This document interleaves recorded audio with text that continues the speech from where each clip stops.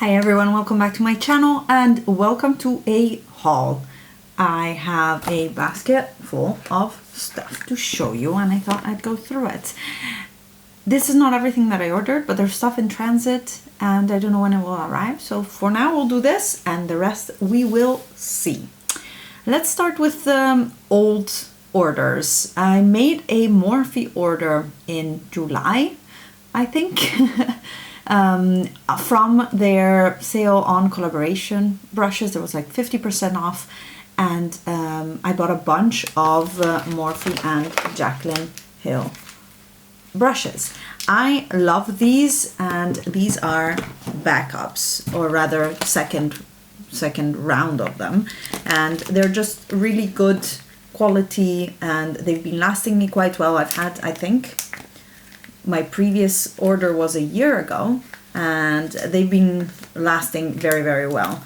I bought a few of the blending brushes, but what I like of this line the most is the very small brushes that are available, that are really tailored for small eyes, and I don't know, I really like them. I use them a lot, so I bought a bunch of these. I think they were all €3 each, something like that. Morphe shipped the order quite quickly and then it got lost, and it got actually shipped back to them without ever getting close to my house. And then I contacted them. It took quite a while to get a response. It wasn't the best customer service experience, but they were really nice when they did respond, and they just shipped a new set of brushes, or they just shipped the package back. I don't know exactly how that went for them, but I bought a bunch of brushes and I keep finding ones that were also not from the Jaclyn Hill collection. So maybe the sale was just on all of their brushes. I don't know. But I'm very happy about them, and now I can unpack them and use them. One thing I don't like is that especially the ones in the Jaclyn Hill line come in this plastic sleeve, and then they also have a little protector, and there's way too much plastic, and I mean way too much for like 10 brushes. So that's the only thing, but I'm happy that I can now, after showing them to you, I can unpack them and use them. I had already picked out one anyways, and this is not the only brush order that I made recently. I also purchased from Nabla 3 of their brush sets, of which I already own 2, but I love them so much. So there will have to be a brush declutter soon, because I have a ton of brushes that I never touch in my like backup area, and then the brushes that I always use. And it's time to get rid of old scratchy ones and just brushes that don't work for me in terms of shape. They're too big or something, that I always keep for like, what if I want to do some colorful eye looks and then I want to keep more brushes so that I don't run out of my good ones, or I don't use them with like blues and very, I don't know, stainy colors. But then again, I don't know. I use my normal brushes for this one, so I will just do a brush declutter. That's a promise. Then some skincare, and I actually was gifted both of these products from friends. One is the Niacinamide 20% treatment. This is the box. This is the the actual product, and I've been using this now 1 or 2 weeks on alternate nights. I am cycling through 3 different night treatments. This one, the Face Theory 15% azelaic acid, and the ordinary Granactive retinoid. And to be honest, it's actually great in the sense that I was worried that this was too strong for me. I don't really see yet a lot of difference in my skin in terms of pore size or pore appearance and things like that. But it doesn't irritate my skin. It seems to be quite pleasant to, quite pleasant to apply. And I'm curious to see after like more of a month and a longer time how this behaves. It is in a glass bottle and it comes with a pipette, and it is a bit of a thicker liquid, but it's quite liquidy. It's not really an oil. I like that, and I'm enjoying using this one. And the other Paula's Choice This was a gift with purchase that a friend made the purchase and she gave me the gift because she already had it. And this is the Clinical Ceramide Enriched Firming Eye Cream. And this one comes in an airless pump and it looks itself like a yellowy cream. I don't want to put too much out because it's a valuable, expensive product. I use this as my night cream because it's quite thick. It feels very nourishing, but without being greasy. It's more of a silicone-y thickness, but without being the negative connotation of a silicone-y thickness. I don't know if that makes any sense. Probably not. But it's very pleasant to put on the eye. The only thing is that because it has quite some active ingredients, I really need to put it maximum this height, not closer to my eye, otherwise the next day my eye will be watering and a little bit irritated. So yeah, it's a nice eye cream. I've been using it now a few weeks, and again, it's not revolutionizing my under eye. I am 34. Am I for 30? I'm 34 in 2 weeks. So I don't expect this to make the whole difference, but I quite enjoy it and I'm using it gladly. More skincare. Before I knew my friend would give me that eye cream, I bought myself a night cream because I had finished mine. And this is the La Roche-Posay Redermic Retinol eye cream. I like this. I've finished 2 tubes of this in the past, and this is my go back to nighttime eye cream. It has retinol. It is much more of a lotion type consistency, and I will not open it though until the other one is finished. But this is how it looks like. It actually comes not completely screwed in so that you don't puncture the product, that you don't bring air into the product. But I really like this, and I'm actually excited to get back into it. It seems to have a good result on me, and I bought another one before I knew I had the other eye cream. Then as you can imagine, I could not resist the MAC Tempting Fate collection, and I purchased one lipstick. I purchased the shade Avant Garnet, and it is this gorgeous warm red. On me it's not that warm. It's in a matte finish and it's really beautiful. There you go. On me it doesn't look as warm as on other people, but I know that I am quite warm toned, so I tend to cool down other things. And the thing of this is like the lipstick is nice. The main reason I bought this is the packaging. The embossing or engraving, no, it's not engraving, it's a relief almost on the golden part here, and then the whole package of the lipstick is absolutely gorgeous. This down here is really printed on there. It's not a sticker, which we've seen in other collections, like maybe the L'Oreal Alice in Wonderland collection had like this. The L'Oreal and Balmain was simply a sticker on top of the regular packaging. This is really custom made packaging. There's even gold foil on the top. It's done so well. It's absolutely gorgeous. I love also the color of the lipstick, and it was a safe choice for me to know it's a lipstick that I will use, and it has the most beautiful packaging. I kind of got over the palette of that collection and the other more orangey what was it called? Was it the actual Tempting Fate? Was it called? Maybe not.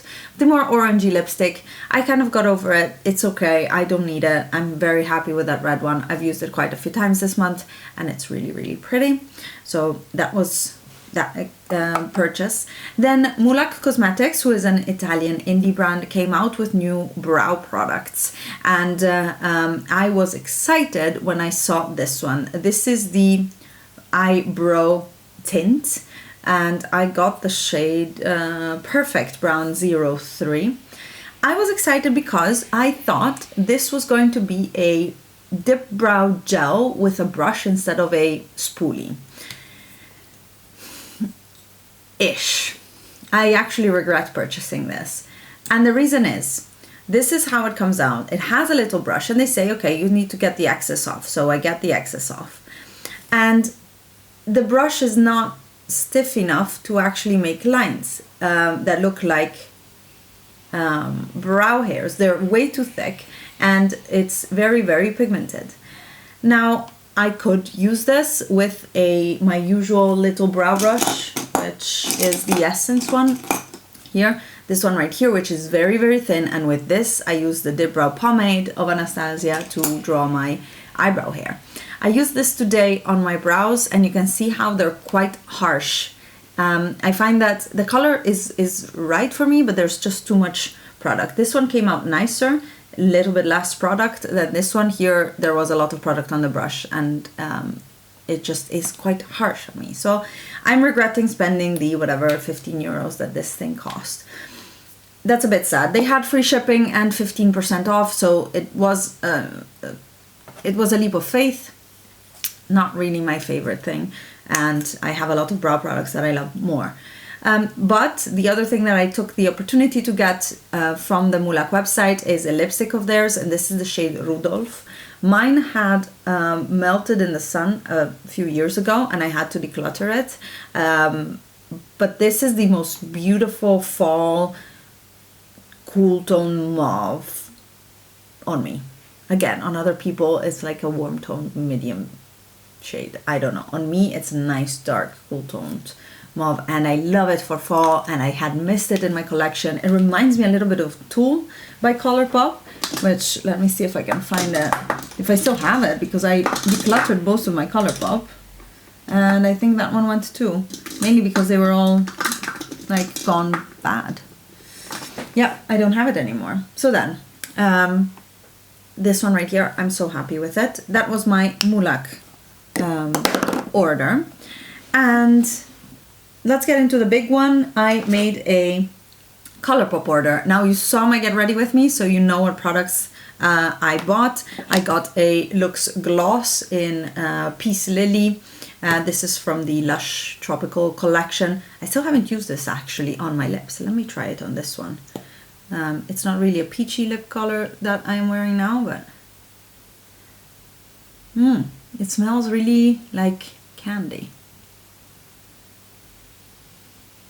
It has a familiar smell to it, and it's not too juicy type of gloss. I don't know. This was not the main reason for my purchase, obviously. The main reason for my purchase was it's a mood palette, and let me find the palette because this is just a cardboard. Oh, it's under the box. There you go. This is the palette. You saw me use it in my latest Get Ready With Me, and it is what I'm wearing on my eyes today in terms of mattes, whereas the shimmers are all Pat McGrath, because the shimmers inside this palette are so disappointing and boring, and they're just not interesting. Like, I put this and this shade before I went in with the Pat McGrath sparkles, and they were barely a satin.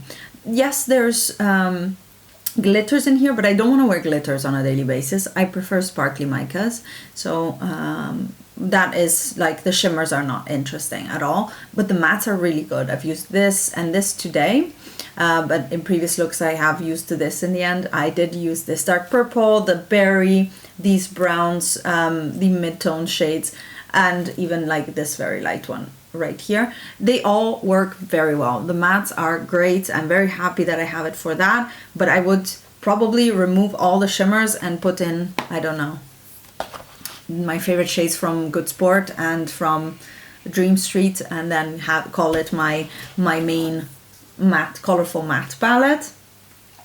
But then again, those palettes I don't want to ruin, so I'm probably not gonna take the palettes, the pans out. And I know they're magnetic, I know that, but it's kind of those palettes are discontinued and very special to me somehow. Then I purchased a Super Shock Cheek. Love this one. You can see it again in that video. It's a beautiful shimmery terracotta orangey shade, burnt orange shade. Beautiful, very, very nice. Very happy with that. And then I have bought one of their tints. I only have the package here. It's a glossy lip stain, actually not a tint, and I got the shade Clap If You Believe. I have this in my purse. That's how much I love it. It's the perfect nude on me, and I mentioned in my Get Ready With Me that I was curious to see how the tint would continue. It keeps kind of a same warm nude tint as well, and it looks really good during the day, and it feels hydrating. You can still feel that there's a bit of product on your lips at the end of the day, and for a glossy lip I was actually so surprised. I'm really happy with it, and I would probably repurchase other colors of this type of product because it's really good. Really happy. The stain is not transfer proof though, so by the end of the day when I'm like ready to cuddle and kiss Andrea, there will be product getting on her, which I didn't realize. Then in that order I also bought brow products, the Clear Feather Effect styling wax that you saw me use. I used it once more, and you need to be careful that it's not too dry and that you don't put too much, because it might look like dandruff. For the amount that I used in that video and then the next day, to be honest, it all worked really fine. The thing is, I bought this as a just standalone product, and instead it needs water to activate, so that's a bit unfortunate. The brow pen I bought, and this one works okay. You need to do it on clean brows, because if you have foundation or any product in there, this will not write properly. This will not transfer color on properly, so just keep that in mind. And then I bought the brow gel, and this is in the dark brown. Yeah, dark brown. I've used it now once. It seems like a fine brow gel, and yeah, I'll use it for sure. I had their brow gel before, and I really enjoyed it. Also, packaging is amazing from Colourpop.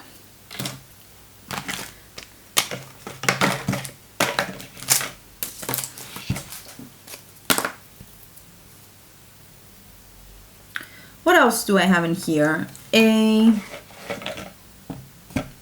OPI nail polish remover. Why do I have a nail polish remover in here? I did buy nail polish, but I thought I showed you that already. I think I did.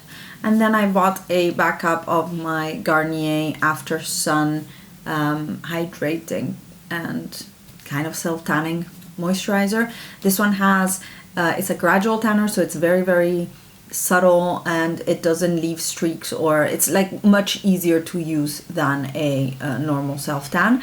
And I love this. I discovered this last year when I brought it on holiday, and this year, since my holiday, I kept using it. I almost finished the one I have in the bathroom, and this one was a backup. It's just really hydrating to the skin, and it really does a good job as a body cream. Plus you get a little bit of color, and I think that's really nice, especially in between self-tanning and when you just don't want to be fussed with doing the whole routine of scrubbing and hydrating and then self-tanning and then keeping hydrating. And this does it all if you just keep using it with a little bit of consistency. And I think that was it for my purchases for this month, I guess. As I said, there's a few things on the way, like the new Beauty Bay holiday palette and the Pat McGrath holiday palette, and I am a little bit ashamed at having bought so many palettes recently, and maybe already regretting some purchases, but I don't know yet because I haven't received them yet. So we'll see if I'll be happy about those. But I couldn't resist, and I'm in a bit of a spendy mood. It's also my birthday month this month, and I'm not sure if I will purchase any makeup more than what I did. Probably. I'll also be getting all these birthday discounts, so we'll see. But for now, this. Let me know if there's anything specific you want to hear my thoughts on in more detail or see in a look. And in the meantime, thank you so much for watching. Give this video a thumbs up if you like it, and subscribe if you're not already, and I'll see you in my next one. Bye!